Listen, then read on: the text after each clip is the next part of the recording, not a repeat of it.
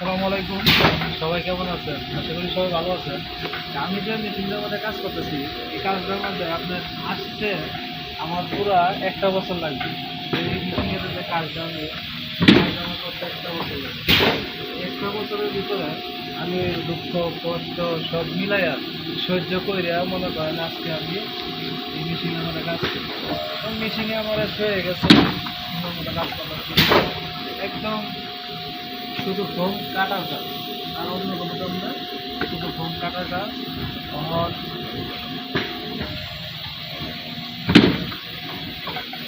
এই যে দেখেন, এই ফোম লইলাম, এই যে একটা ফোম লইলাম, ঠিক আছে। এই ফোমটা নেওয়ার পরে এইভাবে রাখবো, রাখার পরে এই পুরো চাপ দেবো।